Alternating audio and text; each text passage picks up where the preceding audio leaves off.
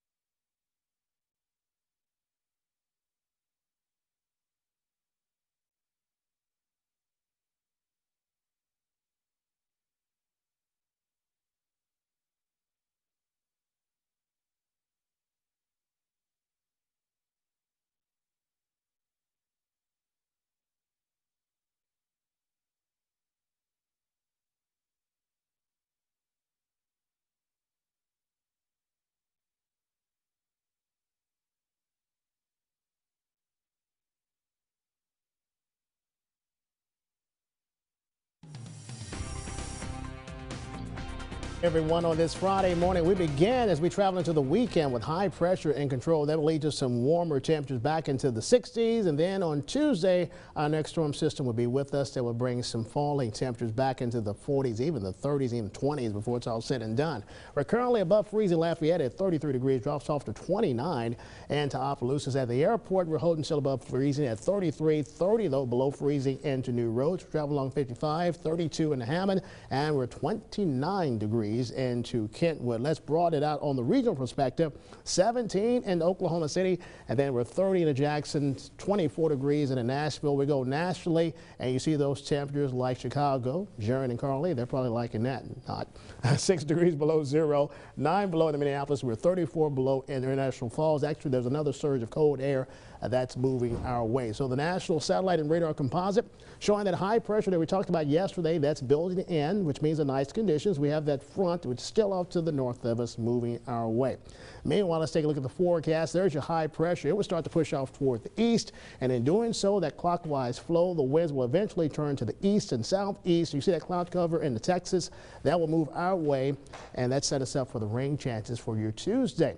So we go with the forecast today. We're at 55 degrees with some sunshine. The winds from the north behind that weak reinforcing front today. We're 35 tonight, mostly clear. Our wind will go calm. So in the 7-day forecast, temperatures into the 63-degree range. For your Sunday, Monday, we're at 67. Front barrels through early on Tuesday. High temperature 52. That will occur early in the morning. Temperatures dropping into the 40s. 29 on Wednesday morning. And also, by the way, some of that rain can be mixed with some snow flurries. Be aware of that before it's all said and done.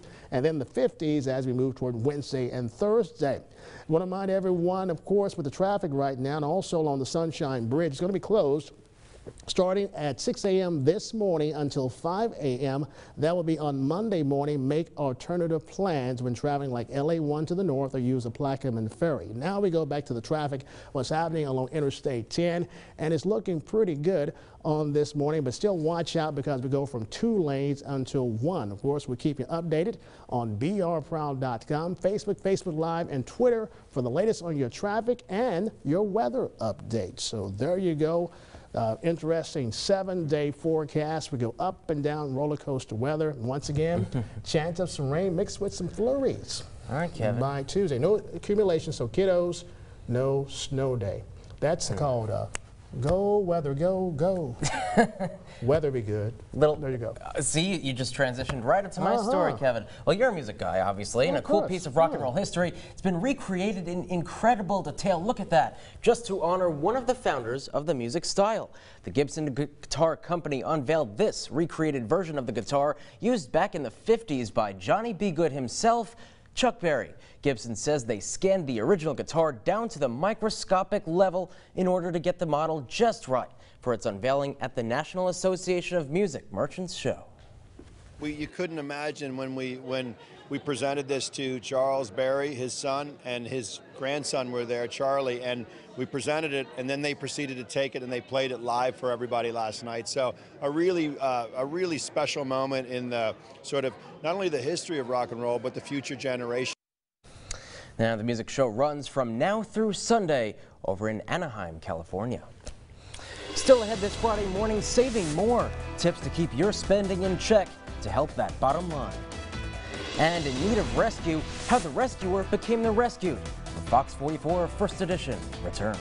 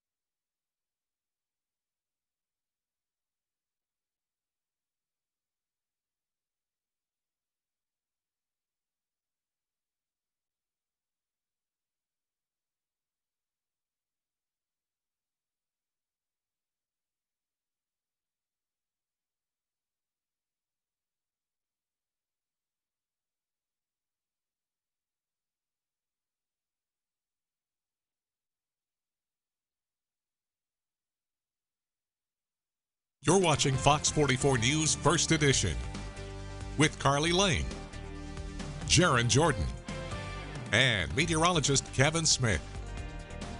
Just coming up at 7:47 this Friday morning, and some incredible video this morning from police in Ohio. Officers there saving a teen from an icy pond in Toledo. They acted fast, risking their own lives and falling into the icy water themselves before pulling the boy to safety.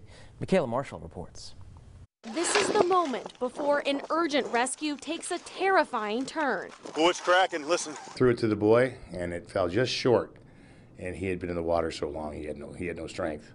So the bag started blowing. I had no choice but to retrieve it. We see Officer Thomas Killen's body camera turn away for just a moment. Officer O'Connell falls in, and he's still a few feet away from the teen. So now the mission becomes riskier.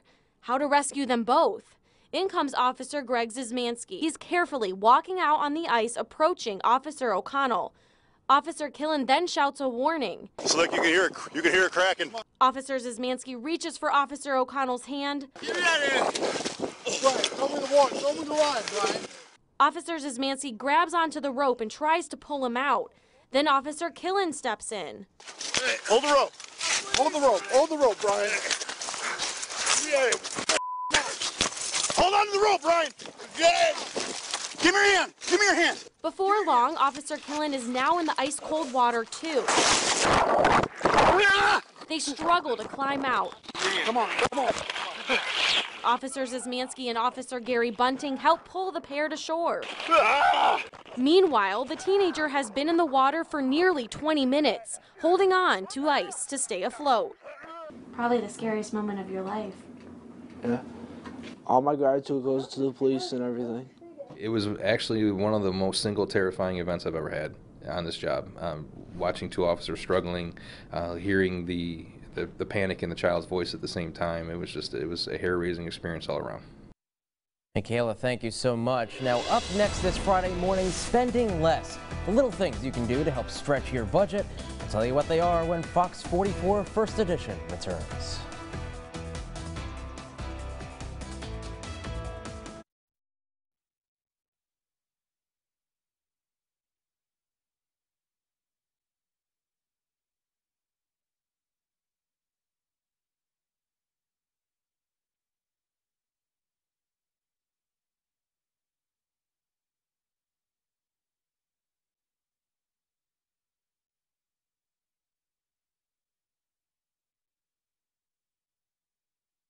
Is the reporter's name for the next pack Maribel Aber or Aber?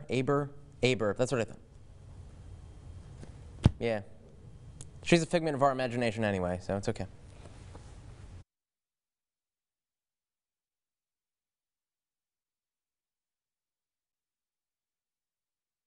On the 8s, WCBS News Radio 880.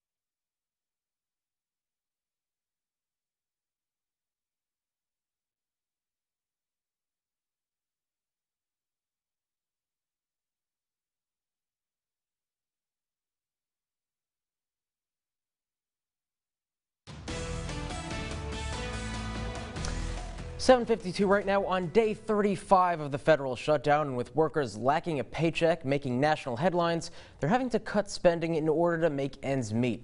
But cutting costs could help save everyone, and they stretch out their budgets. Hopefully, Maribel Aber has the story.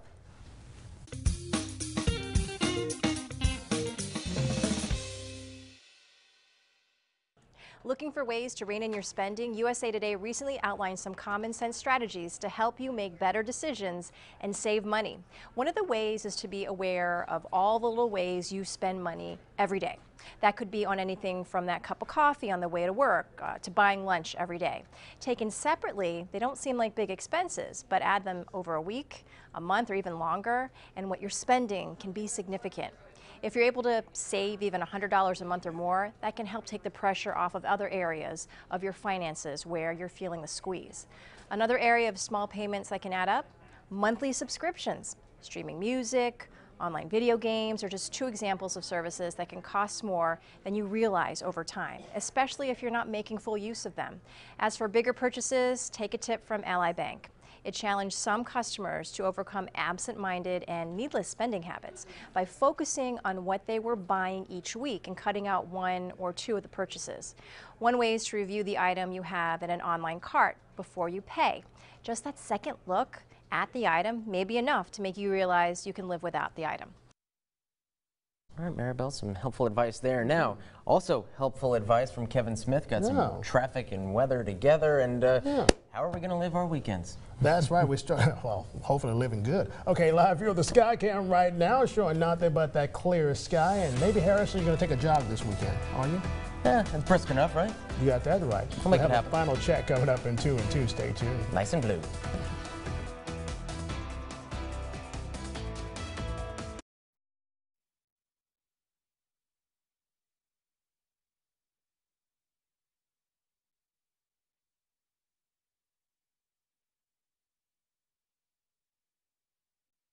Sunshine Bridge hit. Yeah, we do. We do it. For his BR Proud? Yeah, 8 o'clock traffic. Okay, we do it. Thanks now. It's a big follow. I have to eat the bucket if you want.